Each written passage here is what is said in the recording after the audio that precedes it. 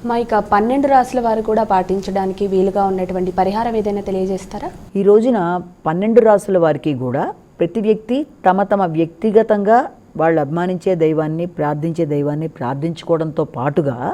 ఈ రోజున 12 రాసుల వారు కూడా వారికి వీలైనట్లయితే తప్పనిసరిగా వినాయకుడికి సంబంధించిన శ్లోకాలు కానీ,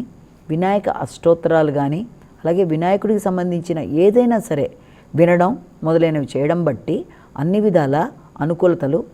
అలాగే దాంతోపాటుగా అవకాశం ఉన్నవాళ్ళు వినాయకుడి మందిరాలకు కానీ, కృష్ణుడి మందిరాలకు కానీ వెళ్ళినట్లయితే అది కూడా మంచి ప్రశాంతతతో పాటు అభివృద్ధి పరంగా ముందుకు పెడతారన్నది మనం ఇక్కడ జ్ఞాపకం చేసుకోవాలి. దీంతో పాటుగా ఇప్పటిదాకా మనం చెప్పుకున్న రాశిఫలాలు కేవలం ఒక వ్యక్తిని ఉద్దేశించి చెప్పినవే కావు కనుక అన్నీ తమకే వర్తిస్తాయి అన్న భావన కాకుండా ప్రతి వ్యక్తి తమ తమ వ్యక్తిగత జాతకాల్లో నడుస్తున్న దశలు అంతర్దశలతో కలిపి వీటిని చూసుకుంటూ ముందుకు వెళ్ళినట్లయితే ఎదురవుతున్న చిన్న చిన్న సమస్యల్ని చిన్న చిన్న పరిహారాలతో అధిగమించగలరన్న విషయాన్ని భావన చేసేయచ్చు.